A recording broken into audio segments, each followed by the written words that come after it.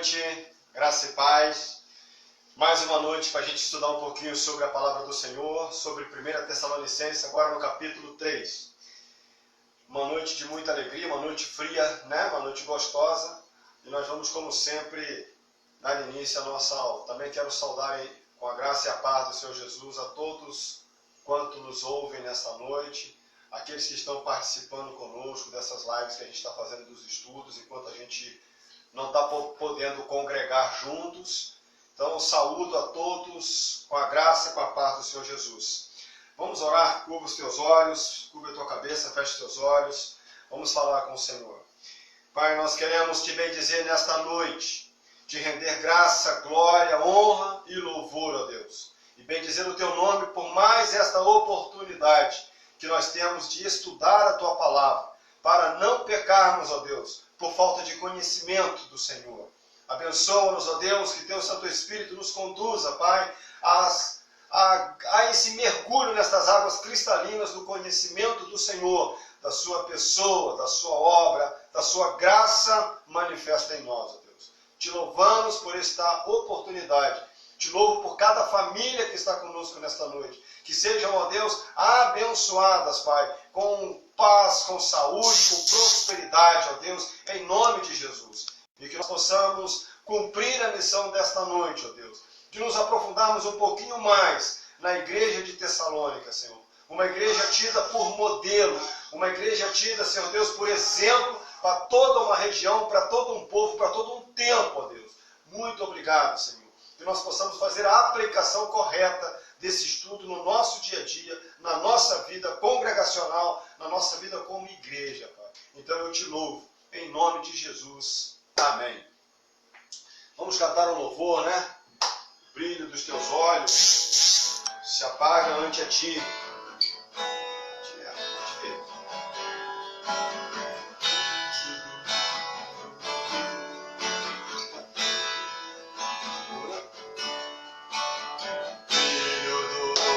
Olhos se apaga ante a ti. Glória desta terra nada é.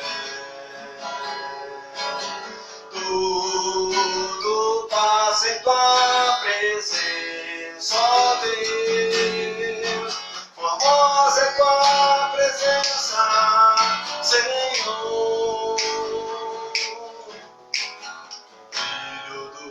Teus olhos se apaga ante a ti.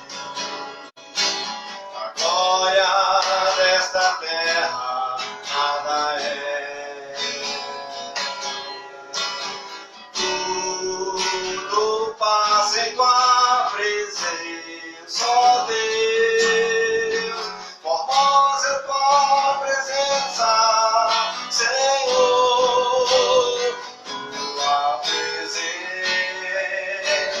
Está aqui, tua presença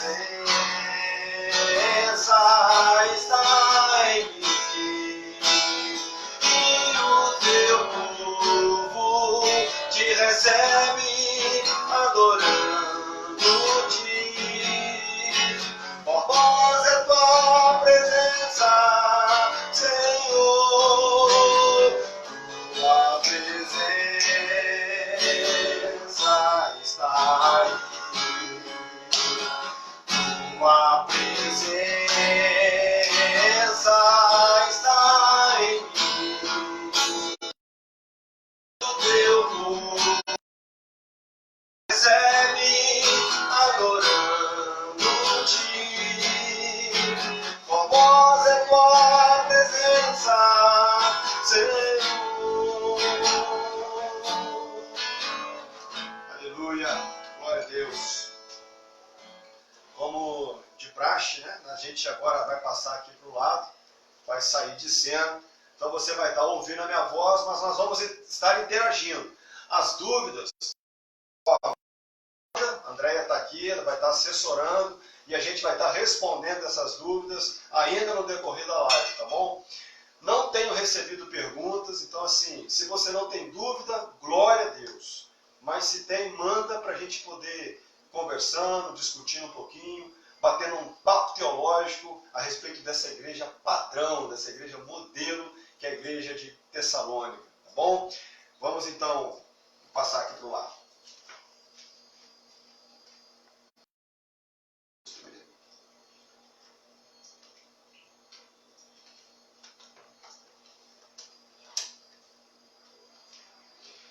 Glória a Deus. Então, a gente vai agora passar para 1 Tessalonicenses 3. Antes, porém, eu quero falar breves minutos sobre nossa igreja, sobre a igreja evangélica Crescendo em Graça. Nós completamos no dia 5, agora, 5 passado, 5 anos. 1 ano de existência, perdão. 1 ano de existência, no dia 5 fizemos 1 ano de vida. Portanto, somos um bebê ainda neste reino. Mas um bebê que já nasceu com visão e propósitos bem definidos diante do Senhor. A nossa visão é exaltar a Deus, capacitar a igreja e ganhar o perdido, ganhar o pecador.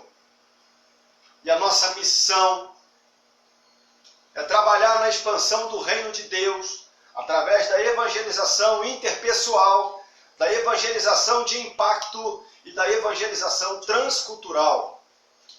Então, assim, quero louvar a Deus pela vida de todos os irmãos que estão nos assistindo, que estão nos acompanhando. Já fizemos algumas programações, e temos irmãos que nos acompanham do outro lado do continente, lá no continente europeu. E eu mando um beijo grande mesmo para o Diogo, para a Dani, para a Larissa. Que Deus abençoe vocês, meus queridos. Deus abençoe vocês. Bom, a gente também já tem alguns ministérios definidos, né? Ministério pastoral, somos eu, pastor Olímpio, e temos o irmão Carlos, que é um aspirante ao ministério. O ministério das crianças, bem definido, né? O Graça Kids, o ministério das mulheres, mulheres perseverantes. Então, assim, já tem ministérios que funcionam. De apoio, Crescendo em Graça. É um grupo onde a gente trabalha todos os tipos de síndromes, de traumas, de enfermidades psicossomáticas, depressão, dependência química, dependência emocional, todos os tipos de trauma por abuso, por abandono, enfim, um grupo onde a gente tem conseguido abençoar muitas vidas no bairro da Cidade da Alegria e na nossa cidade também. E assim, um grupo que é interdenominacional, um grupo que é cristocêntrico, porque nós tratamos através da palavra, um grupo que é pastoral, porque a pessoa e a obra do Senhor Jesus manifesta na graça e que tem sido realmente o divisor de águas neste grupo. E é um grupo diaconal, porque as pessoas se servem umas às outras. Então, já funcionamos bem também. A nossa visão está bem voltada para as crianças, no sentido de ter uma igreja somente para as crianças. Isso aí é uma meta que nós buscávamos para este ano, mas com toda essa situação pandêmica que a gente está enfrentando, a gente foi obrigado a recuar um pouquinho em tudo, né? Mas são planos que serão concretizados, porque no Senhor nenhum dos nossos planos serão frustrados. Amém, queridos? Então nós vamos agora passar para a 1 Tessalonicenses. Estou muito feliz, né, por esse 1 ano da Crescendo em Graça, muito feliz mesmo. Louvo a Deus pela vida dos membros que estão conosco, das ovelhas que estão conosco. Louvo a Deus pela vida de cada um que tem acreditado nesta visão e neste projeto que eu creio e temos experimentado dia a dia, que veio do coração de Deus. Bom, dito isso, a gente parte então para a nossa aula no capítulo 3 de 1 Tessalonicenses. E também, como é de praxe, a gente faz a leitura do capítulo e depois a gente passa para o estudo do capítulo, ok? Então, se a tua Bíblia ainda não está aberta, abra, por favor, em 1 Tessalonicenses 3 e vamos à leitura. Pelo que, não podendo suportar mais o cuidado por vós, pareceu-me bem ficar sozinho em Atenas. E enviamos nosso irmão Timóteo, ministro de Deus no Evangelho de Cristo, para, em benefício da vossa fé, confirmar-vos e exortar-vos, a fim de que ninguém se inquiete com estas tribulações. Porque vós mesmos sabeis que estamos designados para isto, pois, quando ainda estávamos convosco, predissemos que íamos ser afligidos, o que, de fato, aconteceu e é do vosso conhecimento.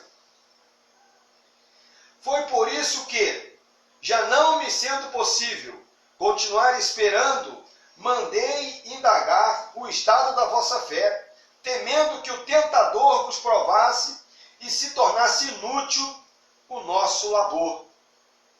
Agora, porém, com o regresso de Timóteo, vindo do vosso meio, trazendo-nos boas notícias da vossa fé, do vosso amor e, ainda, de que sempre guardais grata lembrança de nós, desejando muito ver-nos, como, aliás, também nós a vós outros. Sim, irmãos, por isso fomos consolados acerca de vós, pela vossa fé, apesar de todas as vossas privações e tribulação, porque agora vimos, se é que estáis firmados no Senhor, pois que ações de graças podemos tributar a Deus no tocante a vós outros, por toda a alegria com que nos regozijamos por vossa causa diante do nosso Deus, orando dia e noite, com o máximo empenho,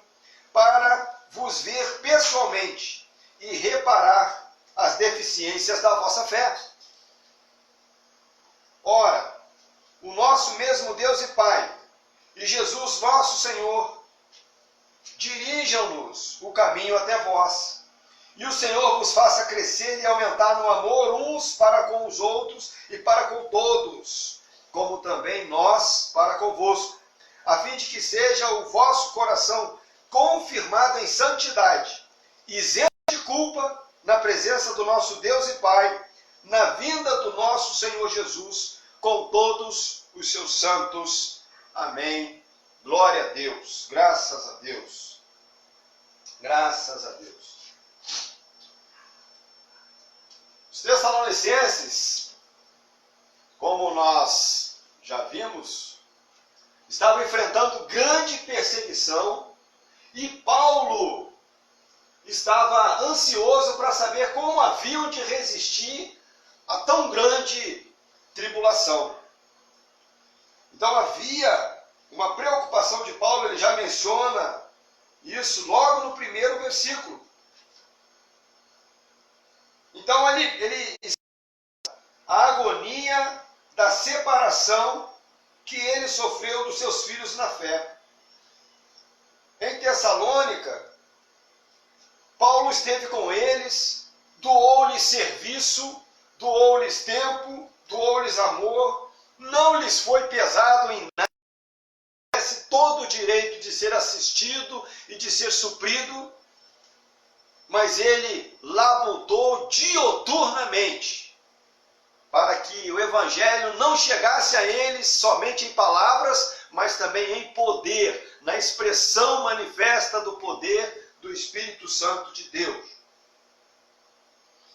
Então isso é uma coisa muito legal, porque nós não podemos perder, enquanto ministros, enquanto líderes, quer sejam dirigentes de pequenas congregações, quer seja como presbíteros em alguns ministérios que adotam o presbitério, quer como pastores, quer como evangelistas, missionários destacados, o amor.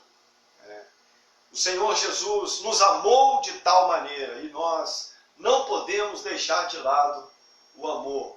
E é com muito zelo, com muito esmero, com muito cuidado que nós temos que conduzir o rebanho do Senhor Jesus em amor. Por isso, esse capítulo é uma verdadeira lição sobre a importância de acompanhar o progresso dos sentidos. A gente entende que não basta apresentar a pessoa salvadora do Senhor Jesus aos pecadores. Quando se apresenta Jesus, a parte mais fácil é a pessoa ser convencida pelo Espírito Santo e recebê-lo. Mas a parte mais difícil é caminhar dia a dia, sendo provado na fé, sendo experimentado na fé. Isso é a parte mais difícil e isso requer acompanhamento. Uma palavra que está entrando em desuso até no nosso meio, que é o discipulado. A consolidação da fé, da conversão, daquele ato espiritual que a pessoa teve diante de nós, perante o Senhor. Porque a palavra de Deus vai dizer que todo aquele que nasce do Senhor Jesus Cristo é nova criatura, que não nasce da vontade da carne, não nasce da vontade dos homens e nem do sangue, mas de Deus. Nascemos de Deus. A gente viu na semana passada que a nova criatura é aquela que recebe ao Senhor Jesus e o tem como seu único e suficiente Salvador. Isso é graça. Isso é favor imerecido de Deus. Então a gente precisa estar muito atento àquilo que vimos recebendo do Senhor. Não basta apenas apresentar a pessoa e a obra do Senhor Jesus e a pessoa levantar a mão e dizer que o recebe ou não levantar a mão, mas receber o Senhor Jesus. Você tem oração pessoal com a pessoa. Não basta somente isso. É preciso que a gente monitore o crescimento, acompanhe o crescimento, instrua o crescimento. É preciso que a gente tire as dúvidas que há no dia a dia. Paulo ainda fala aos Coríntios em alguns trechos que ele tinha que falar como que falava a crianças, embora eles já eram crentes mais velhos que os tessalônicos, né? Eles não podiam comer uma comida sólida, exatamente por isso. O novo crente em Cristo Jesus, o novo convertido em Cristo Jesus, precisa ser acompanhado, precisa ser discipulado. Então, a missão de Timóteo é exatamente essa, é dar a consolidação na fé dos Tessalonicenses. Tá? Então, o grande amor de Paulo agora já o faz enviar Timóteo como um discípulo, já numa missão de suma importância, sozinho agora, para esclarecer dúvidas, consolar, ensinar e exortar.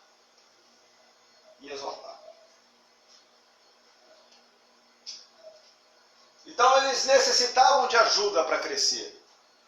Lá no capítulo 1, a gente falou num breve resumo que havia uma dúvida com relação à volta do Senhor Jesus. A gente falou também que essa igreja é uma igreja que ela vivia sobre a perspectiva da volta do Senhor Jesus, uma igreja que ansiava pela volta do Senhor Jesus. Mas necessitavam de ajuda para crescer na graça e no conhecimento do Senhor. Agradar a Deus é o propósito primordial de todo cristão. Todo crente nasce com a tarefa de agradar a Deus, de louvar a Deus em tudo. Por outro lado, a gente também bem sabe que todas as coisas, segundo Romanos 8, 28, cooperam para o bem daqueles que amam a Deus. Todas as coisas. Então é preciso que a nossa visão quanto às lutas que atravessamos seja uma visão mais espiritual do que pragmática. Ultimamente a nossa visão tem sido muito mais pragmática do que espiritual. Ou seja, olhamos muito mais para as questões, para as situações, do que para aquilo que Deus pode fazer nas questões e nas situações, e fazer através das questões e das situações, e fazer pelas questões e situações que a gente enfrenta no nosso dia a dia. A gente está tão envolvido no mundo, embora não sejamos dele, mas estamos tão envolvidos no mundo que não resolvemos mais as nossas coisas tomando os passos espirituais. Então, assim, a gente precisa realmente repensar o modelo, repensar os padrões, repensar se estamos pastoreando ovelhas ou gestoriando cristãos. Falamos também em algumas aulas atrás que muitos líderes estão deixando o ministério pastoral e assumindo o ministério de gestão, e muitos crentes estão se tornando clientes. Se não está bom, eu não vou. Se não me agrada, eu não faço. Não se avalia mais segundo a igreja de Bereia, que tida como uma igreja mais nobre, porque ela avaliava segundo as Escrituras para ver se era mesmo como se pregava. Então nós estamos perdendo este crivo e estamos muito ligados e confiantes em gestões. Uma aspas, nada contra uma boa gestão.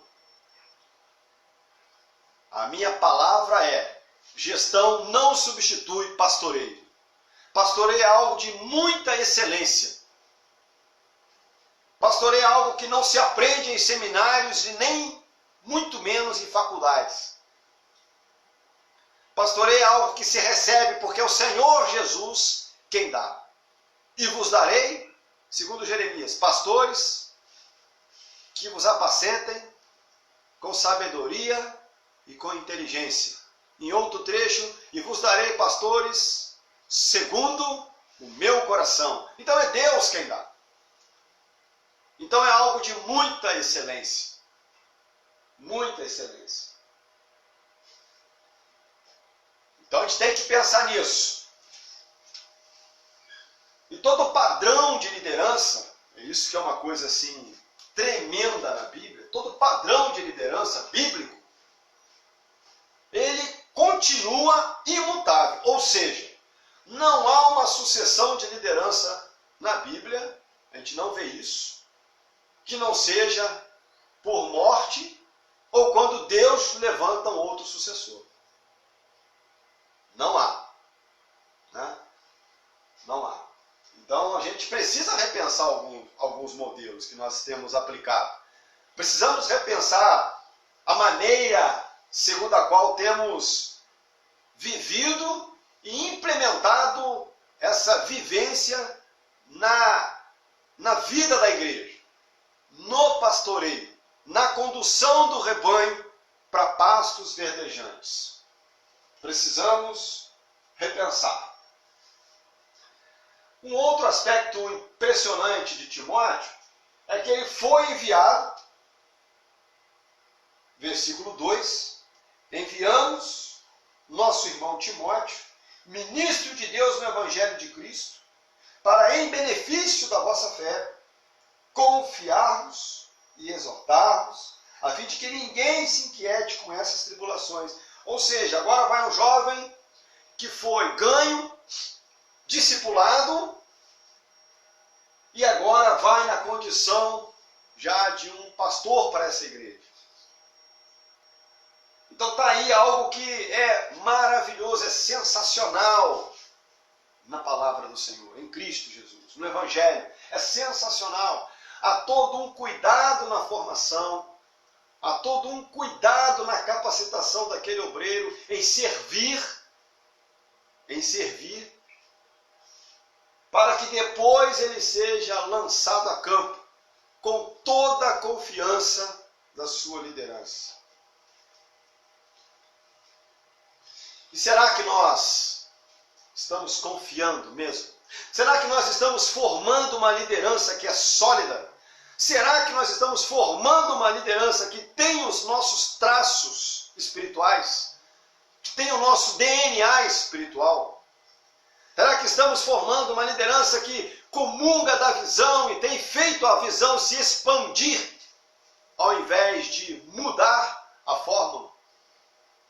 Com o que é que estamos preocupados? Com o sistema que implantamos ou com as pessoas que não conseguem se adaptar?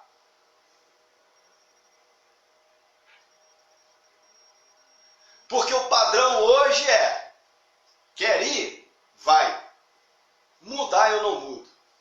Quer ficar? Fica. Tem igreja para todos os gostos, tem igreja de todos os jeitos, tem igreja para todo tipo de pessoa. E isso me dá uma tristeza muito grande na alma, porque é bem verdade que a igreja é um corpo espalhado em vários, mas também é bem verdade que muitas lideranças estão conduzindo o seu rebanho para um caminho insólido.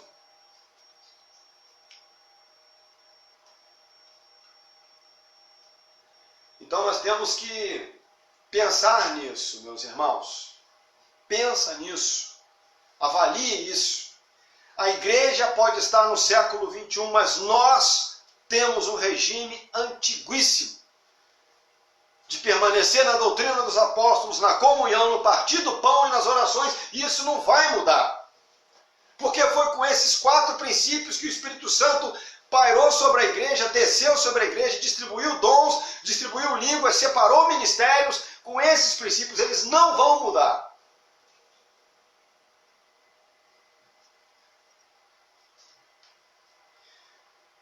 Continuando, então, a missão do nosso amado Timóteo. Tudo que dizemos, tudo que fazemos, as nossas relações com os outros, o uso que nós fazemos dos dons espirituais, até mesmo as situações adversas, devem ser geridas de forma a glorificar a Deus. Aí entra uma grande luta que a igreja de hoje enfrenta. Vamos lá em 1 Coríntios 10, 31. Volta um pouquinho. Primeira carta do apóstolo Paulo aos Coríntios, capítulo 10, versículo 31, muito conhecido. Diz o seguinte: portanto, quer comais, quer bebais, ou façais outra coisa qualquer, fazei tudo para a glória de Deus. Então, quer que eu coma, quer eu beba, quer eu faça outra coisa qualquer, tem que estar na minha mente que eu devo e tenho que fazer tudo para a glória de Deus. Aí a gente volta mais um pouquinho lá nos evangelhos, lá em Mateus. Mateus 5, versículo 16. Se não me engano, vai dizer que assim também brilhe vossa luz diante dos homens. Deixa eu ver se é isso mesmo. Perfeito. Assim brilhe também a luz, para que vejam as vossas boas obras e glorifiquem vosso Pai que está nos céus. E Colossenses 3,17.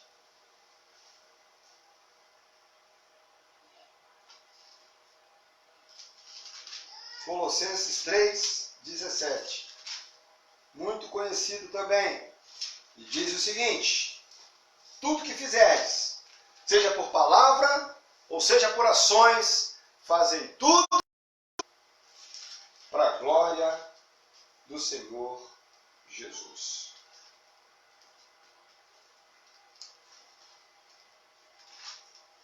Ou fazer tudo, perdão, em nome do Senhor Jesus, né? Lembrei agora, dando por ele graça a Deus Pai. Isso é muito sério. Isso é muito sério. Será que as questões que eu tenho levantado, discutido ou vivido glorificam o nome do Senhor Jesus? É pelo nome do Senhor Jesus e dou por ele graças a Deus Pai.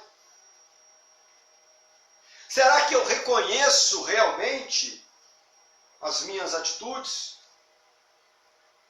Será que realmente eu faço o que ensino? Vivo o que prego? Então Timóteo foi para isso. Confirmar os Tessalonicenses. Confirmar onde? Em quê? No Evangelho, na sã doutrina, naquilo que tinham recebido do apóstolo Paulo. Exortá-los a exortação, ela é não chega a ser um elogio, mas a exortação é algo que destaca tudo que você tem feito de correto, de bom, de puro, de reto diante do Senhor Deus e te encoraja a continuar. Fazendo tudo aquilo que é reto, tudo aquilo que é bom, tudo aquilo que é puro, tudo aquilo que é verdadeiro, tudo aquilo que é justo, tudo aquilo em que há verdade, tudo aquilo em que há virtude, tudo aquilo em que gera louvor a Deus. E é a tarefa mesmo do obreiro.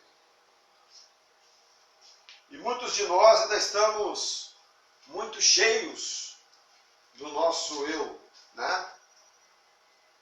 Muito firmados naquilo que pensamos ser o correto. Não ouvimos mais os irmãozinhos mais humildes. Fazemos, talvez até inconsciente, ou outros com toda a consciência do que estão fazendo, dão mais atenção para aqueles irmãos que têm uma certa influência na igreja. Então nós temos que cuidar disso. Cuidar disso. Mas não era esse o problema dessa igreja. A grande questão é essa igreja não tinha problema nenhum nessa área. A única questão que não chegava a ser um problema, mas que era uma dúvida e que certamente falsos mestres investiam nisso.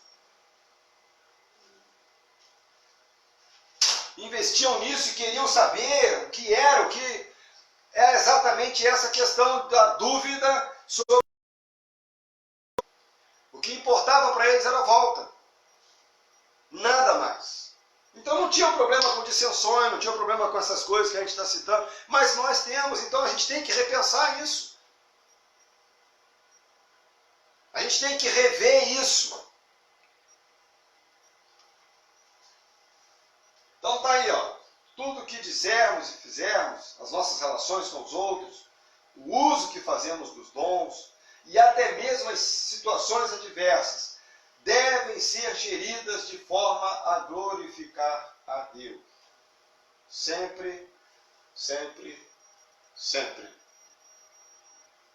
Um detalhe importante nisso é que no versículo 2, ainda aí, quando Paulo envia Timóteo,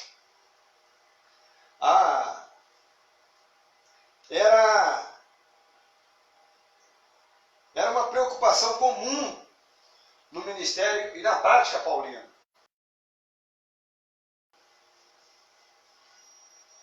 E a gente precisa se preocupar porque o rebanho que pastoreamos hoje não é nosso. O rebanho é do Senhor Jesus. O rebanho não nos pertence, pertence ao Senhor Jesus. Então é preciso tomar cuidado. A preocupação de Paulo não se concentrava na saúde, não se concentrava na riqueza, não se concentrava na autoestima dos Tessalonicenses, ou na vida fácil que muitos tinham, porque lá em Atos 17 vai falar da conversão desse povo. Então a gente vê como é que a conversão deles foi, Atos 19, perdão, a conversão deles foi. A grande preocupação de Paulo estava na fé. a fé que os tessalonicenses tinham. Isso fica evidenciado nas menções que ele faz. Nos versos 5, aos versos 7, o verso 10. Porque a fé, ela é o fundamento do corpo. O fundamento do corpo. É a resposta da fé em Deus que nos faz viver esta verdade. Tem um texto que eu quero compartilhar com os irmãos. Deixa eu ver primeiro se eu acho ele aqui. Aí você abre lá.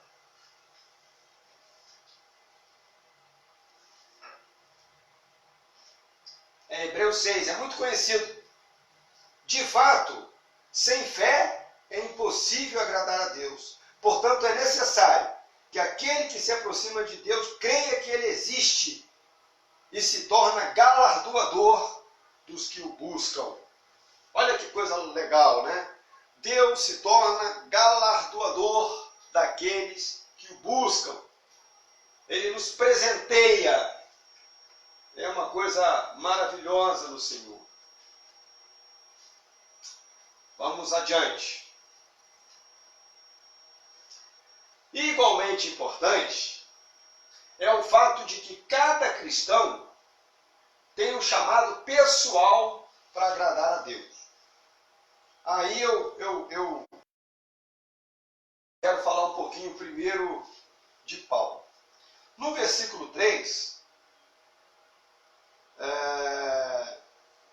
ele fala de que eles foram designados para isso, para ensinar, para pregar. Então Deus havia assegurado a Paulo sofrimentos futuros, quando lhe confiou o ministério por meio de Ananias. Está lá em Atos 16. Vamos abrir lá para a gente entender bem o que nós vamos falar daqui para frente. Atos 16. Deixa eu ver aqui. Atos 9:16. Atos 9:16. Diz assim: Ananias questiona Deus, né? Mas Senhor, ele trouxe cartas para prender os principais sacerdotes, para prender todos que invocam o teu nome. Aí Deus diz para ele: mas vai. Ele é para mim um instrumento escolhido para levar o meu nome perante os reis, gentios, e perante Israel. Pois eu lhe mostrarei, aí é uma característica do chamado de Paulo, pois eu lhe mostrarei quanto lhe importa sofrer pelo meu nome. Ninguém quer um chamado desse tipo. Ninguém quer um chamado desse tipo. O chamado que se espera é que você vai ser próspero, vai ter uma igreja muito grande, uma vida muito tranquila, muito sossegada, boas prebendas, afinal de contas, digno é o preço do seu salário, e é mesmo, mas ninguém quer um chamado desse. Ninguém quer um chamado, vai, porque você precisa padecer pelo meu nome.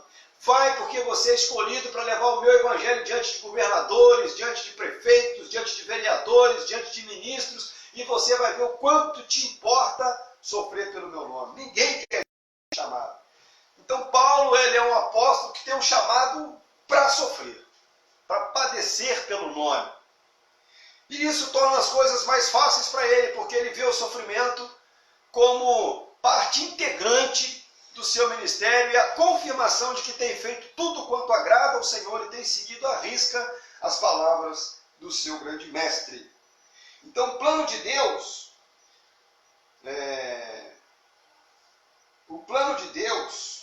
não estava funcionando como evidenciado pelos problemas de Paulo.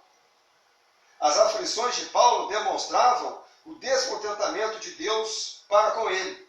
Paulo não via dessa forma.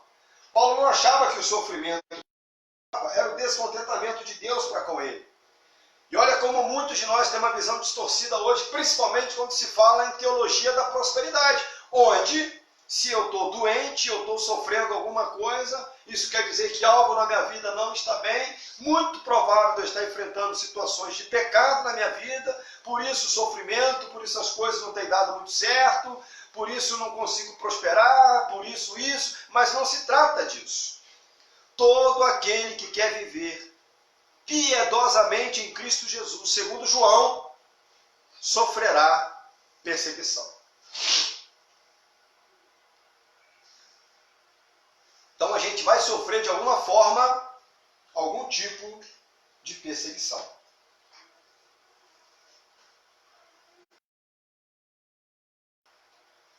E quando Paulo vai falar no versículo 4, de que foi afligido, ele disse a eles que esperassem, esperava que ele fosse sofrer como já havia sofrido antes. Então isso é uma coisa interessante. Estar preparado para. Estar preparado para. Quando ele vai, a gente volta lá em Romanos 12.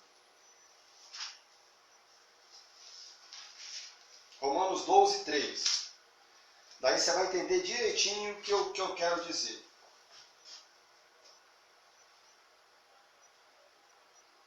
Enquanto vai explicando a respeito dos dons, antes, porém, propriamente de entrar nos dons, ele fala uma coisa interessante aqui para os romanos. Ele vai dizer assim, olha, a graça que me foi dada, digo a cada um dentre vós. Olha que coisa interessante, meus irmãos. E isso Timóteo foi firmar na vida dos Tessalonicenses, porque eles viviam assim. Não pense em si mesmo além do que convém. Então quer dizer que tem de haver uma preocupação de você consigo mesmo, de mim comigo mesmo, tem de haver. Mas eu não posso pensar em mim além do que convém. O que será que isso quer dizer, meu Deus? O que será que isso quer dizer não pensar em mim mesmo além do que convém? Bom, a graça é o favor imerecido. É o chamado do apóstolo Paulo que deu a ele autoridade espiritual. Também produziu humildade sincera com Paulo. Deu a ele moderação, porque Paulo antes não era em nada moderado. Então o exercício do julgamento correto conduz o cristão a reconhecer em si que nada é. É uma louca. Porque o exercício do julgamento correto nos conduz a reconhecer que em nós nada somos. E isso é que produz o fruto da humildade. Fruto da humildade. Então, a habilidade sobrenatural que o Espírito Santo dá ao crente faz com que ele cumpra com louvor o seu papel,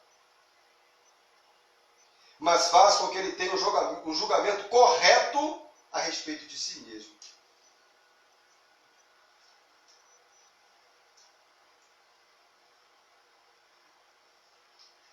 Glória a Deus, né? Então a quantidade necessária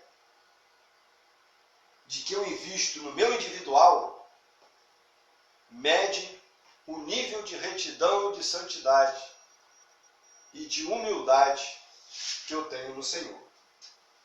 Aí depois ele vai dizendo assim, cada um vai descobrir com a ajuda da sua liderança, por isso é importantíssimo o papel da liderança. Cada um vai descobrir o seu papel no corpo, ou o seu serviço, ou o seu ministério. Mas isso sem pensar em si mesmo, além do que é necessário. Vou dar um exemplo. Eu conheci numa igreja que eu fui em Belo Horizonte,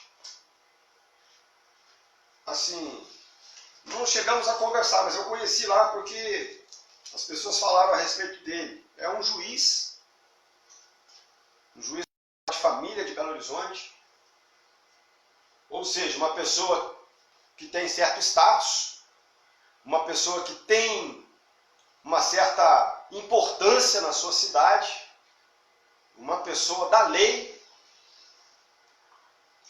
que estava trabalhando numa comunidade, pintando muros, sujo de tinta, com as mãos sujas, como uma pessoa que ele é, uma pessoa igual a qualquer outra, salva pelo mesmo Deus, alcançado pela mesma graça, filho do mesmo Pai. E isso me chamou a atenção, porque hoje parece que há um demérito em estar perto do rebanho, parece que há um demérito em ser amigo das ovelhas, parece que há um demérito em pastorear no modelo que o Senhor Jesus pastoreou. E olha que ele disse em João 15 que ele já não chamava mais os discípulos de servos, porque os servos não sabem o que faz o Senhor, mas ele já os chamava de amigos, porque tudo que ele fazia, ele dava a eles conhecimento. Então isso é um negócio muito interessante, muito bacana da gente trabalhar, da gente fazer uma aplicação pessoal. Então vamos ler agora Romanos 12, de 4 a 8. Que aí entra onde eu quero falar, cada um tem o seu papel no corpo. Cada um tem a sua importância. Assim como um só corpo tem muitos membros, mas nem todos têm a mesma função, assim também nós, conquanto muitos, somos um só corpo em Cristo, e membros uns dos outros, tendo, porém, diferentes dons, segundo a graça que nos foi dada. Aí vai falar da profecia, de fé, não quero entrar nesse mérito, mas cada um vai receber de Deus, segundo a graça que lhe foi dada. Então isso é uma coisa que marca a vida da gente, porque isso dá para a gente uma ideia de igualdade, de cumprimento de papéis. De cumprimento de papéis. Eu, por exemplo, se não estivesse ajudando no louvor, eu ia estar ajudando na recepção dos irmãos. Que coisa gostosa você recepcionar os irmãos. Estender a mão, abraçar, dizer que eles são bem-vindos, levá-los a uma... Sempre gostei de fazer isso. Leva numa cadeira, senta, num lugar vazio, senta. Sempre, sempre. Isso é uma coisa salutar.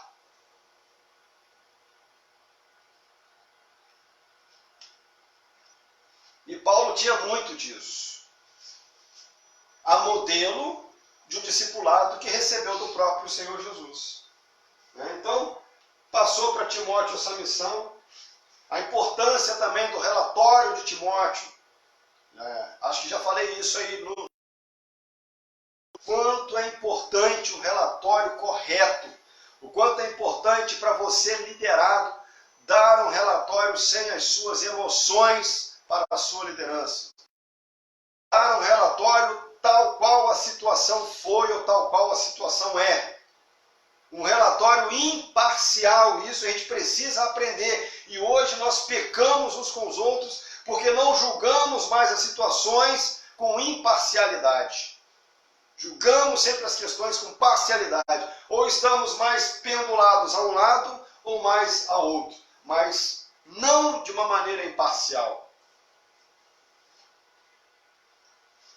Então é um cuidado a ser tomado. Há uma vigilância grande em cima disso para que a gente não caia neste erro. E a gente fala um pouquinho então do coração. Paulo, quando ele exprime o seu interesse pelos santos de Tessalônica, o seu amor, o seu cuidado, a saudade, ele fala com afeto paternal. Ele fala com amor paternal. E ele estava em Atenas, estava longe. E surge nele um desejo grande de saber como estavam os seus filhos na fé. Então, a gente falou na aula passada que Paulo estava órfão dos filhos, não por vontade própria, mas porque ele foi forçado. E ele acaba que em Atenas envia Timóteo para Timóteo passar para ele um relato a respeito dos Tessalonicenses. E aí entra uma importância muito grande. Timóteo foi cumprir uma missão, foi substituir o próprio apóstolo Paulo. E que responsabilidade que este jovem pastor teve, né? Paulo tinha uma preocupação com os Tessalonicenses. Não podia ir vê-los, mas precisava enviar alguém que fosse os seus olhos naquela situação. Que fosse tão imparcial quanto Paulo seria e que fosse tão fiel ao Evangelho quanto Paulo seria. Que se precisasse corrigir, corrigisse. Que se precisasse disciplinar, disciplinasse. Mas que não poderia abrir mão, jamais, em hipótese alguma, da doutrina dos apóstolos. E Timóteo vai, passa um tempo dentre os Tessalonicenses e retorna a Paulo com um relatório que alegra o coração do apóstolo, deixa Paulo feliz, deixa Paulo alegre, vibrante. Está nos versículos 4 e 5. Então, o 6 fala do regresso. Então, quando ele veio trazendo boas notícias da vossa fé, do vosso amor, e ainda que sempre guardais grata lembrança de nós, olha que coisa interessante, hoje não há mais gratidão no meio do povo de Deus. E quando eu falo não há mais, eu falo que em todas as denominações há em grande escala um senso de ingratidão espalhado pelo meio do rebanho, como que uma praga no meio do rebanho, como que um parasita no meio do rebanho. E a gente precisa se libertar deste senso de ingratidão. A gente precisa voltar a ser grato a Deus pelas pessoas que o Senhor levanta para nos ajudar a sair do buraco, nos ajudar a tirar a sujeira pela lama do pecado, nos ajudar a ficar de pé e a correr de passos largos em direção ao Senhor, em direção aos sonhos e aos planos que nele com certeza conquistaremos. Então seja grato. Minha irmã, seja grata. Meu irmão, seja grato. Seja manso.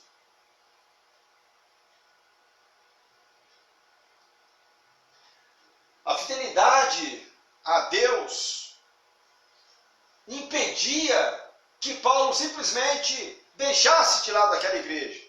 Afinal de contas, ele passou um tempo com eles, cerca de 2 anos, passou um tempo com eles, já levantou uma igreja, agora fiz o meu papel.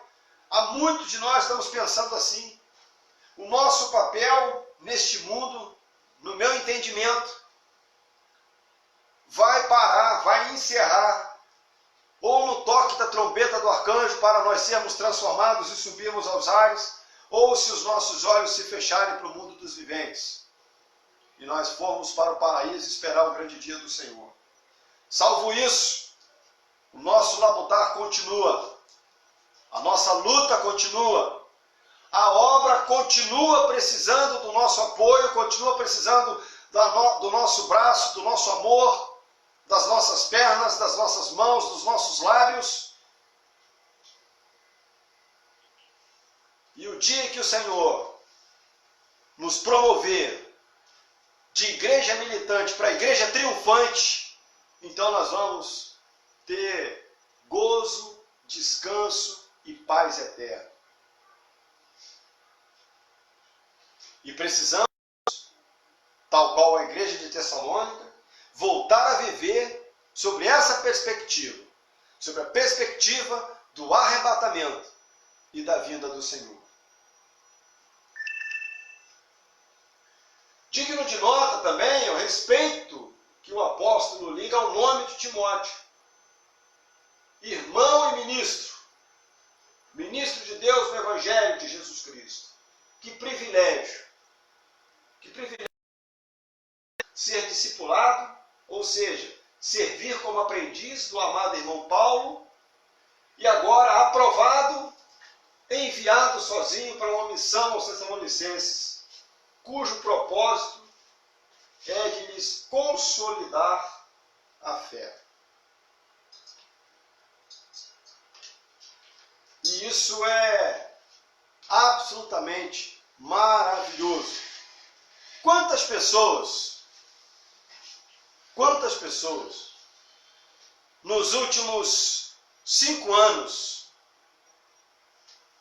você apresentou-lhes Jesus e as discipulou até o batismo? Quantas pessoas, 5 anos, após você ter lhes apresentado Jesus, ter lhes discipulado até o batismo, permanecem firmes na fé e no Evangelho do Senhor Jesus? Essa é a essência, meus queridos. Essa é a essência. Nós nos tornamos um exército que deixa muitos feridos para trás. Muitos feridos para trás. E penso que precisamos rever isso. Rever isso. Quebrar o nosso orgulho. Murchar a nossa bola. Nós estamos de bola cheia. E na realidade nós temos que estar de bola murcha. Diminuir mesmo. Para que o Senhor Jesus cresça. Para que o nome dele seja exaltado. E nós alcancemos graça no Senhor.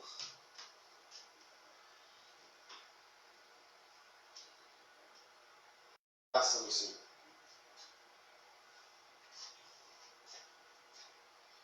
Então Timóteo vai, ensina, consolida a fé, exorta-os a suportar com coragem a oposição que eles iam recebendo ao Evangelho. Encoraja-os também a suportar e a resistir aos falsos mestres. E eles necessitavam disso, para não se abaterem pela perseguição que sofriam, para que eles não esmorecessem na fé, para que eles não desanimassem.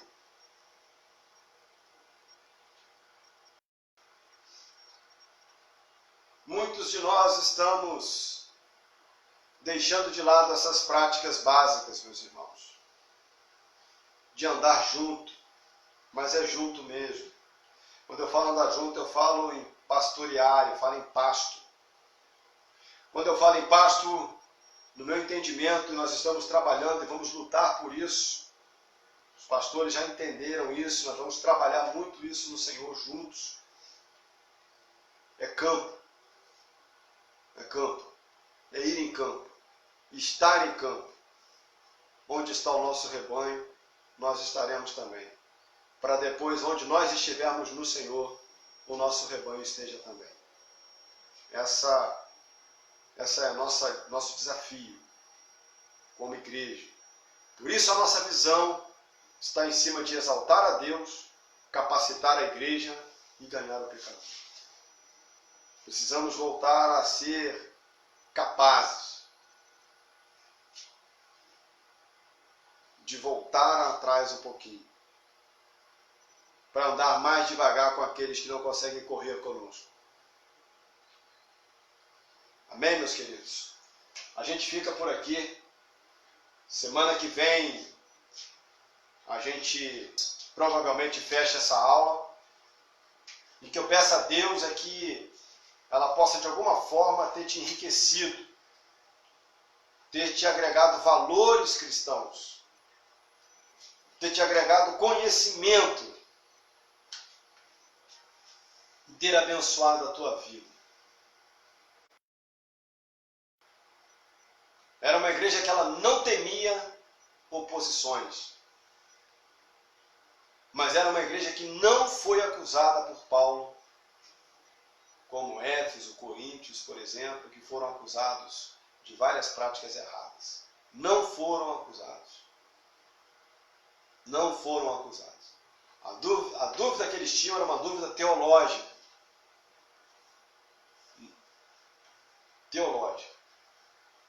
E Timóteo foi para esclarecer, porque os aproveitadores,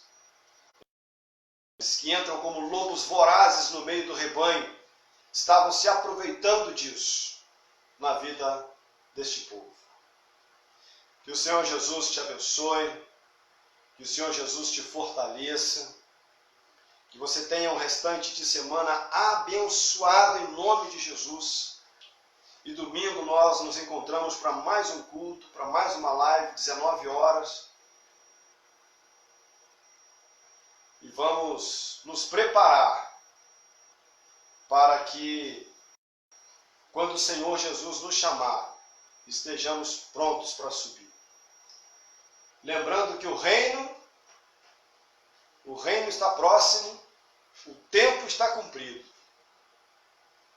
Então nós temos que nos arrepender, voltar atrás, voltar onde caímos, reparar os danos que causamos e retomar a nossa jornada.